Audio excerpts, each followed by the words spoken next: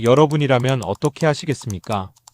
평생을 함께하겠다고 약속한 사람이 아무런 설명도 없이 매달 일정한 금액을 누군가에게 보내고 있다는 사실을 알게 된다면 말입니다. 그것도 단순히 한 번이 아니라 몇 달 동안 빠짐없이 반복되고 있다면요. 저는 그런 일이 제 인생에서 벌어질 거라고는 단 한 번도 상상해 본 적이 없었습니다. 아니, 그런 상황 자체를 현실이라고 받아들일 준비가 되어 있지 않았다고 말하는 게 더 맞을지도 모르겠습니다. 저와 아내는 결혼 7년 차였습니다. 서로의 성격과 생활 방식, 습관까지 누구보다 잘 알고 있었고, 특별한 갈등 없이 안정적인 관계를 유지하고 있다고 믿었습니다. 자극적인 사랑은 아니었지만, 그렇다고 식어버린 관계도 아니었습니다. 오히려 서로를 이해하고 불필요한 감정 소모 없이 살아가는 현실적인 부부였습니다. 저는 회사에서 일하고 아내는 어린이집에서 아이들을 돌보며 하루를 보냈습니다. 퇴근 후에는 집에서 함께 저녁을 먹고 TV를 보며 가볍게 대화를 나누다가 하루를 마무리했습니다. 그런 일상이 너무나 익숙해서 저는 그것이 계속될 거라고 믿고 있었습니다. 문제는 아주 사소한 계기로 시작됐습니다. 어느 날 저는 평소처럼 카드 명세서를 확인하고 있었습니다. 특별한 이유는 없었고 그냥 소비 내역을 확인하는 정도였습니다. 그런데 그날 유독 눈에 들어오는 항목이 있었습니다. 계좌이체 50만 원. 처음에는 아무 생각 없이 넘기려 했습니다.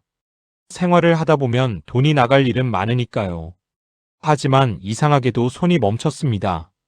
찜찜한 느낌이 들었기 때문입니다. 그래서 이전 내역을 확인해 봤습니다. 그리고 그 순간 저는 그 자리에 멈춰 서게 되었습니다. 같은 금액이 같은 방식으로 같은 시기에 반복되고 있었습니다. 지난달에도 그 전달에도 똑같이 50만 원이 빠져나가 있었습니다. 단순한 우연이라고 보기에는 너무 규칙적이었습니다. 그 순간 머릿속이 조용해졌습니다. 아무 생각도 들지 않다가 하나의 질문이 떠올랐습니다. 누구지? 그 질문은 점점 더 무거워졌습니다. 단순한 궁금증이 아니라 불안으로 변해가기 시작했습니다. 왜 지금까지 몰랐을까? 왜 아내는 말하지 않았을까? 그 생각이 계속 이어졌습니다. 그날 밤 저는 평소처럼 행동하려고 노력했습니다. 아무것도 모르는 사람처럼 말입니다. 하지만 속에서는 이미 무언가 무너지고 있었습니다. 그리고 저는 아직 몰랐습니다. 이 의심이 제 인생을 완전히 바꿔놓을 거라는 사실을요. 그날 이후 제 일상은 겉보기에는 아무 변화가 없었지만 내부에서는 완전히 다른 방향으로 흘러가기 시작했습니다. 저는 여전히 같은 시간에 출근했고 같은 업무를 처리했으며 같은 사람들과 대화를 나눴습니다. 하지만 머릿속에서는 계속해서 하나의 생각이 반복되고 있었습니다. 그 사람은 누구일까? 단순한 호기심이 아니었습니다. 점점 더 불안해졌고 그 불안은 점점 더 구체적인 상상으로 변해갔습니다. 아내의 행동 하나하나가 눈에 들어오기 시작했습니다. 예전에는 아무렇지 않게 넘겼던 사소한 행동들이 이제는 전부 의미를 가진 것처럼 느껴졌습니다. 퇴근 시간이 조금만 늦어져도 이유가 궁금해졌고 휴대폰을 보는 시간이 길어지면 괜히 신경이 쓰였습니다. 특히 눈에 띄었던 건 아내가 휴대폰을 다루는 방식이었습니다. 예전에는 제 앞에서도 아무렇지 않게 메시지를 확인하던 사람이 어느 순간부터는 화면을 살짝 가리는 습관이 생겼습니다. 그 변화는 아주 미묘했지만 이미 의심이 생긴 저에게는 너무 크게 느껴졌습니다. 저는 스스로를 설득하려 했습니다. 내가 예민한 거야, 그냥 우연일 수도 있어. 하지만 그런 생각은 오래가지 않았습니다. 통장 기록은 거짓말을 하지 않았기 때문입니다. 매달 같은 날짜에 같은 금액이 빠져나가고 있었습니다. 결국 저는 아내에게 다시 한번 물어봤습니다. 최대한 아무렇지 않은 척 가볍게 말했습니다. 이거 누구야? 그 질문을 던지는 순간 아내의 표정이 아주 잠깐 굳었습니다. 그 짧은 순간이 모든 걸 말해주고 있었습니다. 아내는 잠깐 머뭇거리더니 웃으며 말했습니다. 그냥 아는 사람이야. 그 말은 너무 짧았고 너무 모호했습니다. 그리고 무엇보다 진심처럼 느껴지지 않았습니다. 저는 더 이상 묻지 않았습니다. 하지만 그 대답 하나로 오히려 더 많은 의문이 생겼습니다. 그날 밤 저는 잠을 이루지 못했습니다. 옆에서 아무 일도 없다는 듯 잠들어 있는 아내를 보면서 묘한 감정이 들었습니다. 가장 가까운 사람인데 동시에 전혀 모르는 사람처럼 느껴졌습니다. 같은 공간에 있으면서도 다른 세계에 있는 느낌이었습니다. 저는 눈을 감았지만 계속해서 생각이 이어졌습니다. 혹시 내가 모르는 관계가 있는 건 아닐까? 그 생각이 떠오르는 순간 가슴이 답답해졌습니다. 믿고 싶지 않았지만 부정할 수 없었습니다. 이미 저는 아내를 의심하고 있었습니다. 그리고 그 사실 자체가 저를 더 괴롭게 만들고 있었습니다. 그날 밤은 유난히 길었습니다.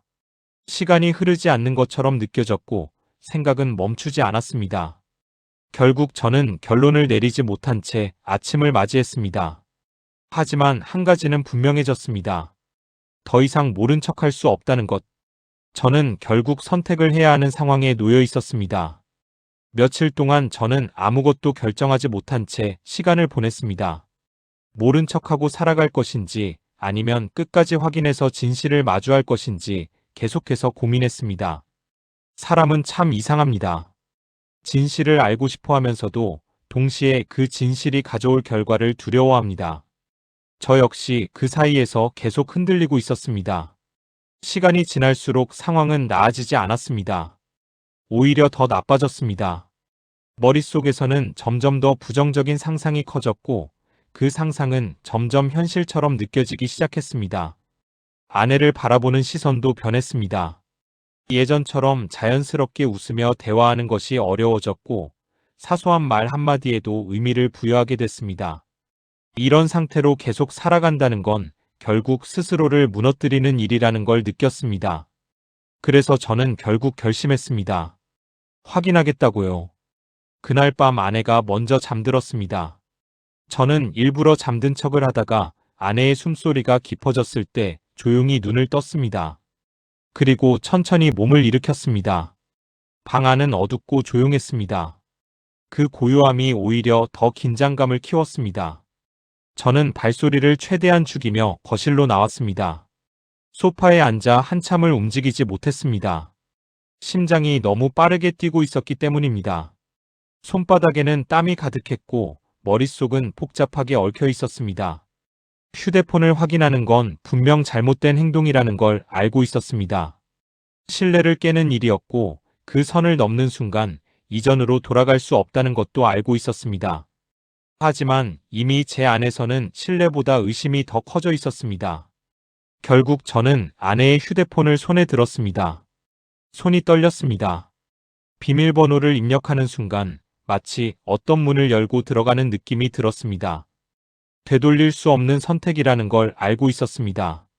화면이 켜졌습니다. 저는 잠시 멈췄습니다. 지금이라도 내려놓으면 아무 일도 없던 것처럼 돌아갈 수 있을 것 같았습니다. 하지만 동시에 여기서 멈추면 평생 후회할 것 같았습니다. 결국 저는 시선을 화면으로 옮겼습니다. 가장 먼저 계좌 이체 기록을 확인했습니다. 그리고 다시 그 이름을 보게 됐습니다. 김. 이미 알고 있는 이름이었지만 그 순간에는 더 낯설게 느껴졌습니다. 저는 다음으로 카카오톡을 열었습니다. 검색창에 이름을 입력했습니다. 손이 미세하게 떨리고 있었습니다. 그리고 결과가 나타났습니다. 친구 목록에 등록된 계정 하나. 프로필 사진은 없었고 상태 메시지만 적혀 있었습니다. 기다리고 있다. 그 문장을 보는 순간 이상하게 숨이 막히는 느낌이 들었습니다. 저는 채팅방을 열었습니다. 하지만 대화 내용은 하나도 남아있지 않았습니다. 완전히 비어 있었습니다. 그게 더 이상하게 느껴졌습니다. 일부러 지운 것 같았기 때문입니다. 그 순간 저는 확신했습니다. 이건 그냥 넘어갈 일이 아니라는 것을요. 그리고 그날 밤 저는 잠을 포기했습니다. 그리고 한 가지 결정을 내렸습니다. 직접 확인하겠다고요. 다음 날 아침 저는 평소와 다름없이 출근을 했습니다. 하지만 마음 상태는 전혀 평소와 같지 않았습니다. 머릿속은 복잡했고 집중도 잘 되지 않았습니다. 업무를 처리하면서도 계속해서 그 생각이 떠올랐습니다. 결국 저는 점심시간이 되자마자 자리에서 일어났습니다. 회사 건물 밖으로 나와 사람들이 적은 곳으로 이동했습니다. 그리고 휴대폰을 꺼냈습니다. 잠시 망설였습니다. 지금이라도 멈출 수 있었습니다. 하지만 이미 결심은 끝난 상태였습니다. 저는 그 계좌로 1원을 송금했습니다. 그리고 메시지를 남겼습니다. 누구십니까? 그 짧은 문장을 입력하는데도 손이 떨렸습니다. 전송 버튼을 누르는 순간 심장이 크게 뛰었습니다. 보내고 나서야 숨을 크게 내쉬었습니다. 저는 화면을 계속 바라보고 있었습니다. 답장이 오지 않기를 바라면서도 동시에 오기를 기다리고 있는 제 자신이 이상하게 느껴졌습니다. 시간이 멈춘 것처럼 느껴졌습니다. 그리고 약 10초 후 알림이 울렸습니다. 저는 바로 화면을 확인했습니다. 남편이군요. 그 짧은 문장을 읽는 순간 온몸이 굳었습니다. 예상했던 어떤 답보다도 더 직접적이었습니다. 이 사람은 이미 저의 존재를 알고 있었습니다. 그 사실 하나만으로도 상황은 완전히 달라졌습니다. 저는 한동안 아무것도 할 수 없었습니다. 손에 쥔 휴대폰이 무겁게 느껴졌습니다. 머릿속이 하얘졌습니다. 도망치고 싶다는 생각과 끝까지 확인해야 한다는 생각이 동시에 들었습니다. 결국 저는 답장을 보냈습니다. 만납시다. 짧고 단호하게 보냈습니다. 더 이상 메시지로는 아무것도 알 수 없다고 느꼈기 때문입니다. 상대는 잠시 후 장소와 시간을 보냈습니다. 집 근처 카페였습니다. 너무 가까운 거리였습니다. 그 사실이 오히려 더 불안하게 느껴졌습니다. 마치 오래전부터 우리 주변에 있었던 사람처럼 느껴졌기 때문입니다. 약속 당일 저는 평소보다 훨씬 일찍 도착했습니다. 카페 한쪽에 앉아 들어오는 사람들을 하나씩 확인했습니다. 손에 들고 있던 커피는 이미 식어 있었지만 한 모금도 마시지 못했습니다. 문이 열릴 때마다 심장이 반응했습니다. 그리고 마침내 한 남자가 들어왔습니다. 50대 초반쯤 되어 보이는 남자였습니다.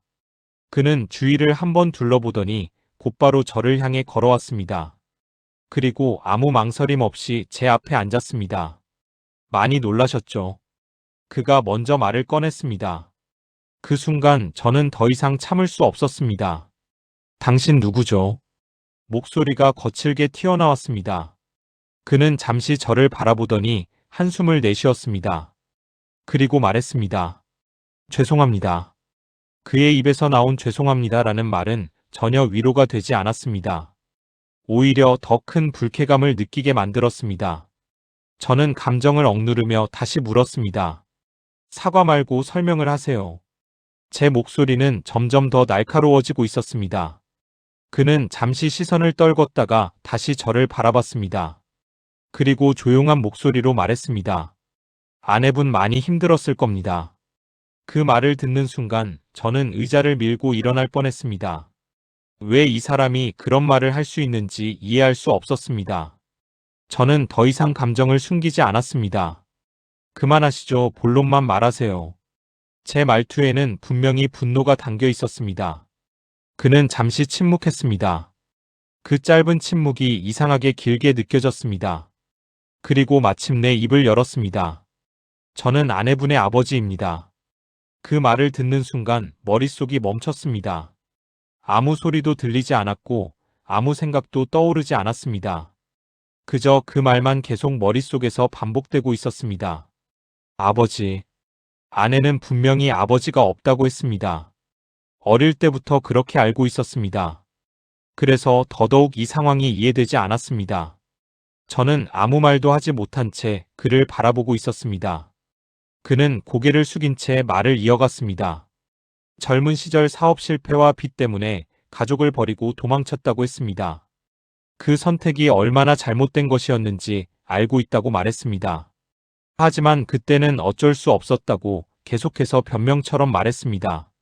저는 여전히 아무 말도 하지 않았습니다. 그저 듣고만 있었습니다. 그는 계속해서 말했습니다. 아내는 최근에서야 자신을 찾아냈다고 했습니다. 그리고 처음에는 도움을 주려고 했다고 했습니다.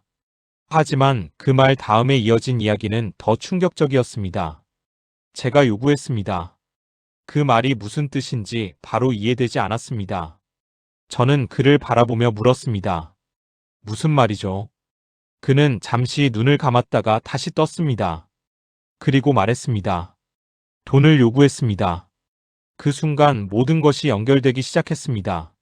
매달 빠져나가던 50만 원, 반복되던 이체 기록, 아내의 불안한 표정, 모든 것이 하나로 이어졌습니다. 저는 다시 물었습니다. 왜요? 그는 대답했습니다. 필요해서요. 그 말은 너무나 간단했지만 그 안에 담긴 의미는 결코 가볍지 않았습니다.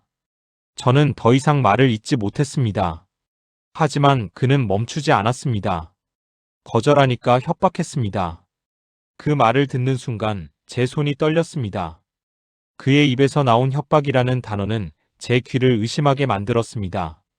저는 그를 똑바로 바라보며 다시 물었습니다. 협박이요. 그는 고개를 끄덕였습니다. 처음에는 그냥 도움을 요청하는 수준이었다고 했습니다. 하지만 점점 금액이 커졌고 아내가 부담을 느끼기 시작하자 태도가 바뀌었다고 했습니다. 그는 과거를 들추겠다고 말했고 가족과 주변 사람들에게 모든 사실을 알리겠다고 했습니다. 심지어 직장까지 찾아갈 수 있다는 말도 했다고 했습니다. 저는 그 말을 듣는 순간 숨이 막히는 것 같았습니다. 아내가 어떤 상황에서 그 돈을 보내고 있었는지 상상되기 시작했기 때문입니다. 저는 이를 악물고 물었습니다. 그래서 계속 보낸 겁니까? 그는 고개를 끄덕였습니다. 저는 한동안 말을 할 수 없었습니다. 분노가 올라왔지만 동시에 다른 감정도 느껴졌습니다. 그 감정은 단순한 화가 아니었습니다. 어딘가 깊은 곳에서 올라오는 무거운 감정이었습니다. 저는 그에게 말했습니다. 그게 아버지가 할 짓입니까? 제 목소리는 떨리고 있었습니다. 그는 아무 말도 하지 않았습니다. 그 침묵이 오히려 더 화를 나게 만들었습니다. 저는 자리에서 일어날 뻔했지만 겨우 참고 앉아 있었습니다. 주변 사람들의 시선이 느껴졌지만 신경 쓸 여유가 없었습니다. 저는 마지막으로 물었습니다. 지금도 계속 요구할 생각입니까? 그는 고개를 저었습니다. 더 이상은 아닙니다. 그 말이 진심인지 아닌지는 알 수 없었습니다. 하지만 그 순간 저는 더 이상 이 자리에 있을 이유가 없다고 느꼈습니다. 저는 자리에서 일어났습니다. 그리고 아무 말도 하지 않고 카페를 나왔습니다. 밖으로 나오자 차가운 공기가 얼굴을 스쳤습니다. 그제야 숨이 조금 트이는 느낌이 들었습니다. 하지만 머릿속은 여전히 복잡했습니다. 걸음을 옮기면서도 생각이 정리되지 않았습니다. 분명히 화가 나야 하는 상황이었습니다. 하지만 이상하게도 그 감정만 있는 것이 아니었습니다. 이해할 수 없는 감정이 함께 섞여 있었습니다.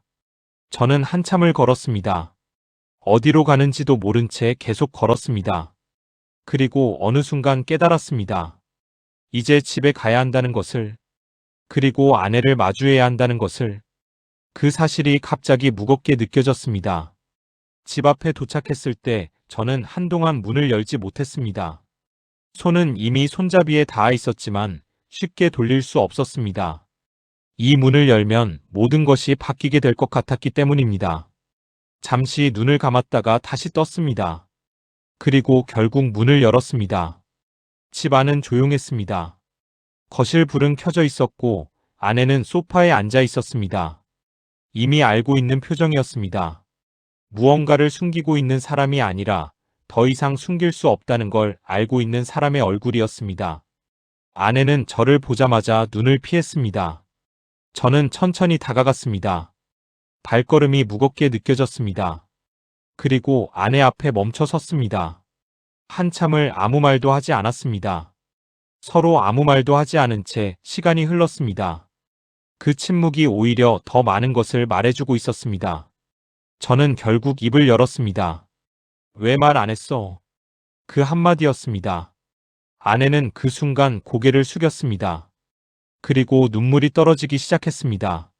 미안해. 아내의 목소리는 떨리고 있었습니다.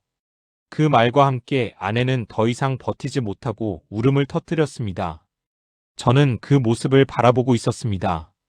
화를 내야 한다고 생각했습니다. 왜 혼자 그런 일을 감당했냐고 따져야 한다고 생각했습니다. 하지만 이상하게도 그런 말이 나오지 않았습니다.